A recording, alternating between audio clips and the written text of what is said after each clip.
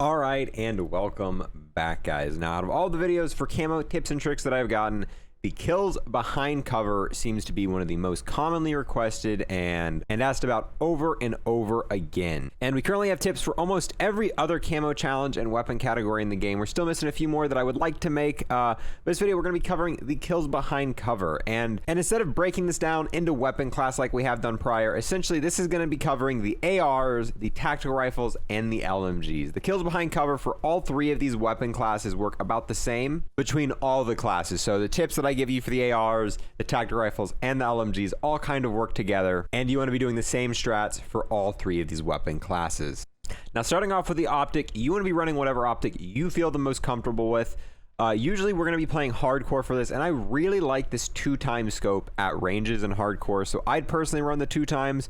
But this part of the guide is very subjective. Any other sight you would rather feel more comfortable with, definitely be going with that. Me personally, the 2x I think would be the most beneficial for me. The next thing we're going to be talking about is the barrel, and this one is a very important attachment. You want to be running whatever barrel gives you the most amount of bullet velocity. So I know with ARs there's a few different attachments. I know the Groza doesn't have a plus 100 bullet velocity, but most of the ARs, all the other weapons have a plus 100 bullet velocity, but it's whatever does the most. Go through each one of these attachments and find out which attachment on each individual weapon gives you the most bullet velocity. Now, the reason you want this is, especially in hardcore, bullet velocity is going to affect the amount of time it takes for your bullet to travel to the enemies. And if you're going for kills behind cover, more than likely the enemy's also going to be looking at you, and if you guys shoot around the same time, you want your bullets to be getting there quicker than theirs is, and this is just going to help this. And this is just a general attachment that is very good in hardcore and definitely helps out while going for this.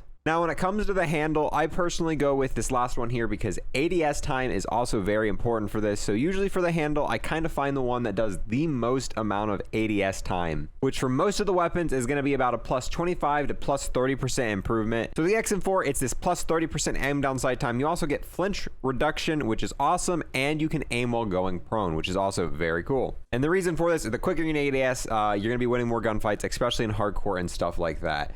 Magazine's very simple for this. I just give the plus 20% reload quickness. I don't want any of these other ones because almost all of them give negative ADS time.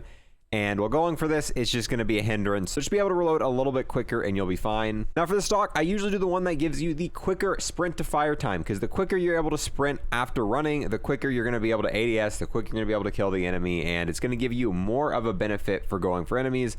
Also gives you some aim walking movement speed, which is also really cool. And usually with this attachment, the only negative effect is hip fire accuracy. And if we're going for kills behind cover, you don't really need hip fire accuracy at this moment, so it's not going to make a big difference. Now, the tactical, the lethal, and the field upgrades don't really help you that much. You might want to be running the field mic, because more than likely you're still going for those detected kills, and running that field mic is going to help you get a few more of those, but nothing in the tactical, the lethal, or the field upgrades really going to help you for getting these kills behind cover. And when it comes to perks, none of these are going to be extremely helpful, but usually this is what I would run. I'd run flak jacket, I'd run tactical mask, mainly because, you know, explosives, stun grenades, all annoying, be able to cut all that out. For perk 2, I'd run Assassin, Tracker, or this one, I mean, it sometimes switches up depending, Scavenger, depending on what weapon I was using and how long I was going to be alive for. And then perk 3, normally I'd run Ninja and Cold-Blooded, or Ninja and Ghost, depending on kind of the playstyle I was currently going with. The perks don't make a huge difference for this, but just having the 6 perks and kind of using ones that you feel comfortable with will help out with this. Now, kill streaks, once again, are going to be very basic. You want to be running UAV, obviously, so you can kind of tell where the enemies are. I'd run armor, and I'd run the harp, just because obviously the harp is going to be massively helpful because you can tell where the enemies are. And the armor is going to make it so you can survive a few more shots at long range while going for it. And UAV is just kind of, you know, like the harp, just not as potent. Now, before we go into the maps and kind of the modes I'd be playing for this, I want to go over what a behind cover kill is. Now, what this is actually has changed throughout since the game has launched. This challenge has actually been heavily nerfed. At launch, it was a lot harder to get, and the tracking for it wasn't near as well. At launch, you had to kill an enemy that was really close behind an object where all you could see is his upper body, and that enemy also had to be looking at you. However, with the Season 1 update, they made it so the enemy no longer has to be looking at you. And they've also given a bigger range that the enemy is allowed to be behind the object. And there is now a wider area. The object does not have to be covering as much of their body as it does before. And with all of these changes, the kills behind cover have actually gotten quite a bit easier, and they're nowhere near as hard as what they used to be. Now, this challenge still isn't that great, and it's still kind of annoying just because a lot of people, when they see this challenge, kind of question, what is a kill behind cover? With most other camo challenge categories, like headshots, very self-explanatory. Everyone knows what a headshot is. Long shot, very self-explanatory. Everyone knows how to get one of those. Point blank, also very self-explanatory. In most other camo challenges in this game, and most other Call of Duties, about anyone can pick up the game, look at that, and like, okay, I know what that means. I know what I'm supposed to be doing.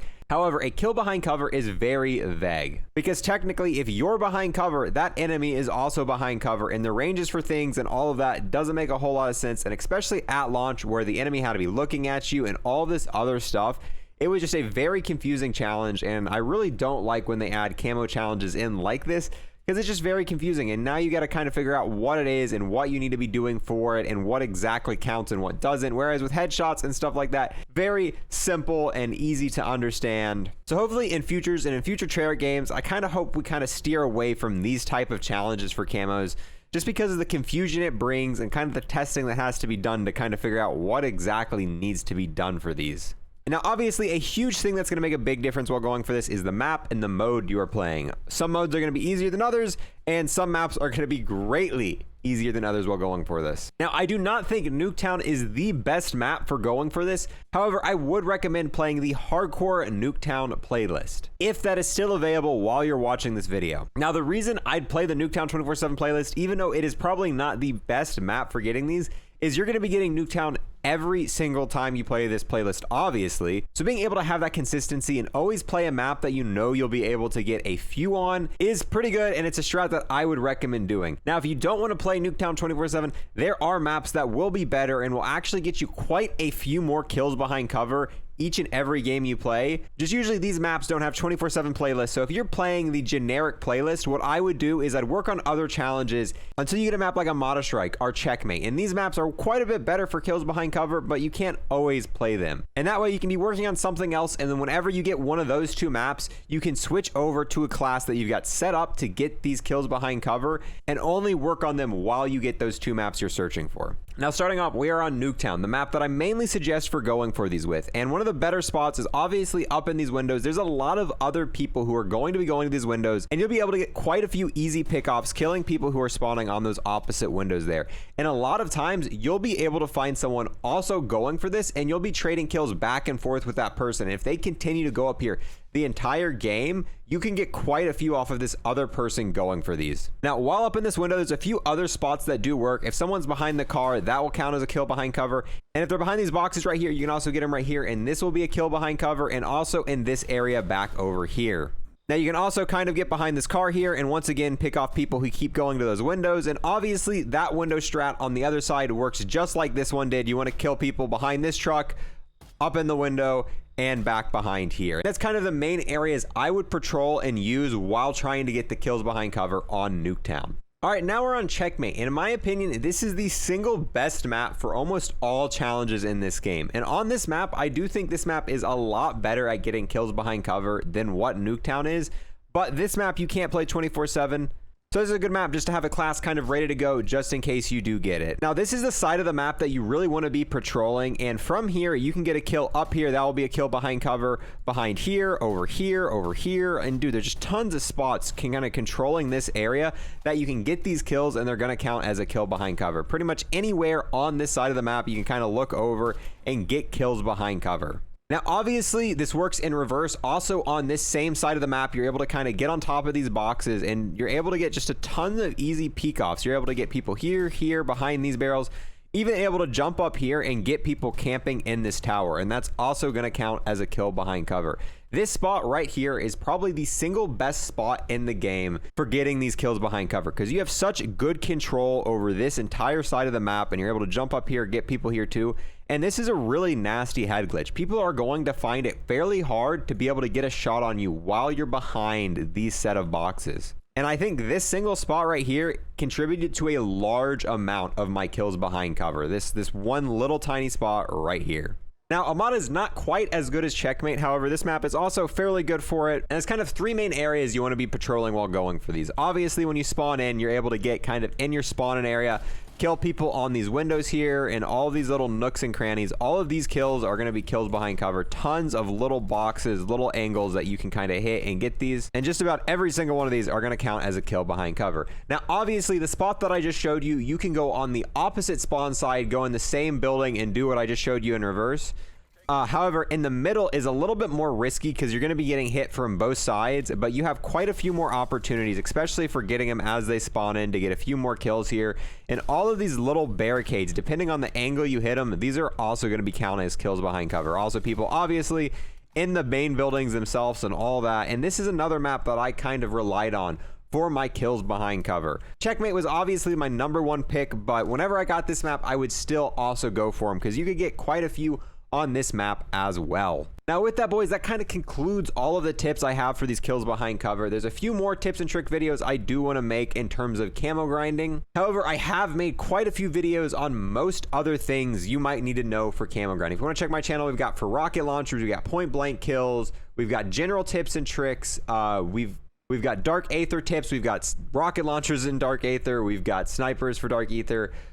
We have just tons of camo guide videos, and if you want to check out my channel and see that, and we're going to be covering pretty much anything camo related in this Call of Duty and all future Call of Duties. It's the main thing we do on here. We grind camos, we talk about updates to camos, and anything Call of Duty camo related you can find here. Also other completionist stuff. We're working on 100% and just a bunch of other stuff, and I do want to start making, now that we've kind of finished most of the camo guide videos, I want to start working on some of the harder calling cards, some dark ops and stuff like that, and I want to go ahead and start making videos on some of that stuff as well. But that's gonna be it for this video. I want to thank you guys for watching, and I'll see you guys next time. Oh hey, look at that, you guys made it to the end of the video. Thank you so much for watching to this point of the video, boys. I appreciate it. I do want to take a moment to give a special thanks to everyone who's decided to become a member. I really do appreciate it. It means a lot to me, and it definitely helps kind of grow the channel. You've helped us unlock some amazing emotes and a ton of other cool stuff like that, and it does really help support me and kind of let me continue in this endeavor. But I do want to give a huge special thanks to everyone who's taken it a step above. And I want to give a huge thanks to the first person in the world to become an Unlocker ++, dude. Slushy, you're an absolute legend. You are the first person to reach the final tier unlocked membership. Yeah, the Unlocker ++, the final one, the big one at the very end, dude. Slushy, you're an absolute legend, man. Thank you so much for that. And yeah, I guess with that, we're gonna roll out this video, boys. Thank you so much for watching, and I'll see you guys next time. Peace.